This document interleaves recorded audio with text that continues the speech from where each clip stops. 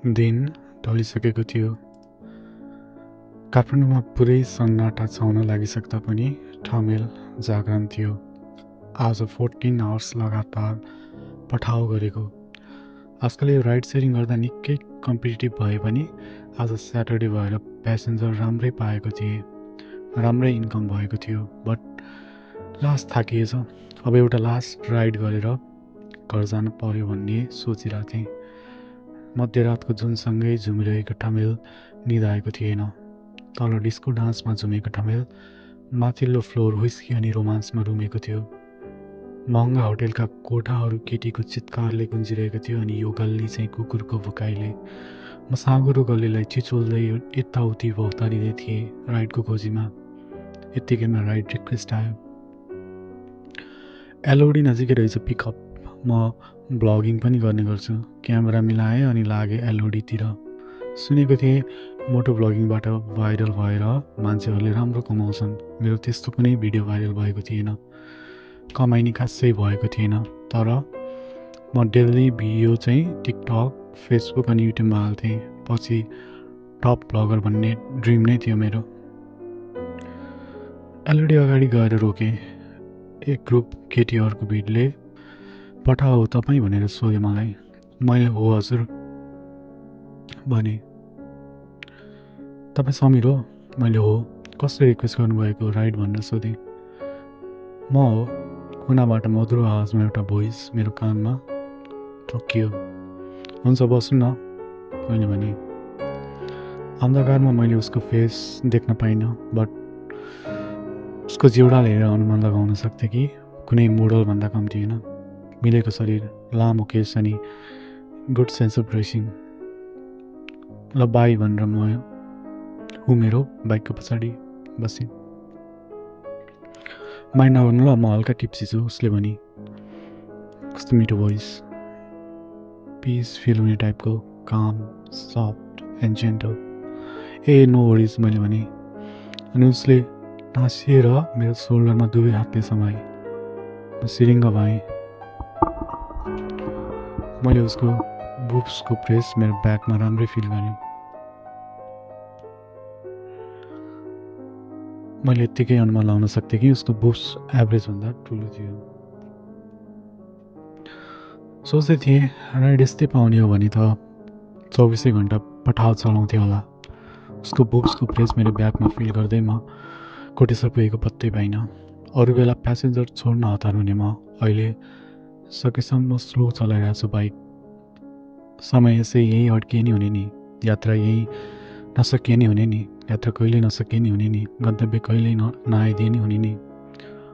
ऊ र म मात्र निरन्तर सपनाको संसारमा रमाइरहँदा एक्कासी झसङ्ग भएँ। ऊ मलाई सोल्डरमा समाएर भोमिट गरे जस्तो पो गर्न लागि। म आकाशबाट खसे चाहिँ भएँ। हजुर के भयो मैले सोधेँ।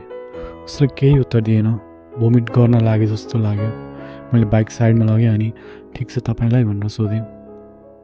ऊ हल्का होइन पुरै झ्यापमा पो रहेछ। निहुरेर कपालले मुख छोपेको थियो।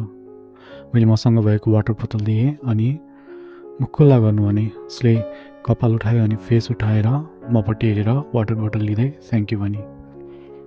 म उसलाई देखेर एकछिन सक्ड भएँ, ढाँटेको होइन। मैले आजसम्म त्यस्तो राम्रो केटी पठाउमा राइड पाएको थिएन। उसको आँखामा अर्कै नसा थियो।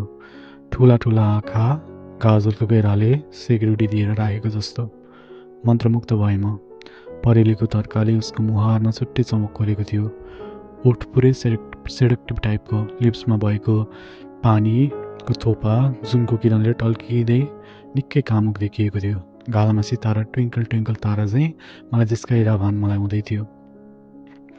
केसको रेसा उसको आँखालाई जाली हाल्दै चिउँडो हुँदै छातीसम्म झरेको थियो। कुनै परीभन्दा कम थिएन उनी। गाह्रो भयो कि क्या हजुरलाई मैले सोधेँ। त्यस्तो होइन, साथीको बर्थडे थियो, हल्का टिप्सी भएछु, सरी है उसले भनी। उसले आँखा हेर्न सकिरहेको थिएन। ऊ हल्का कुल भएपछि ल अब जाम भनेर म उसको डेस्टिनेसनतिर लागेँ। ऊ अझ नै टिप्सी नै थियो। थ्याङ्क यू है चाहिँ ऊ झ्याप मोडमा भन्दै थियो सफ्ट भोइसमा।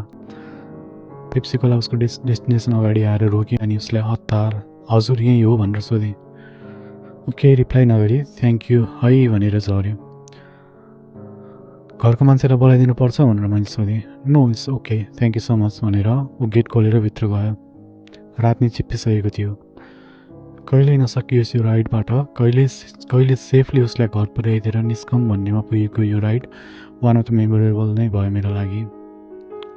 आजलाई यो लास्ट राइड गर्दै म लागेँ मेरो घरतिर बानेश्वर। हरेक दिन 1 आवरमा दिनभरिको राइडको भिडियो एडिट गरेर युट्युब, फेसबुक, टिकटकमा हालेर सुत्ने गर्थेँ। आज चाहिँ किन हो किन मलाई यो लास्ट राइडको मात्र 30 मिनटको भ्लग बनाएर अपलोड गर्न मन लाग्यो। उसको फेस ब्लर गरेर मैले सबै डिटेल राइडमा के भयो एभ्रिथिङ भ्लगमा बनाएर युट्युब, फेसबुक अनि टिकटकमा हालेर सुत्नु गएँ। शरीर निकै थाकेको थियो, बट आँखा वरिपरि उनी मात्र आएर मन निकै चङ्गा। बिहान उठ्दा त यति धेरै नोटिफिकेसन फेसबुक, टिकटक, युट्युबमा। म सक्ड भएँ।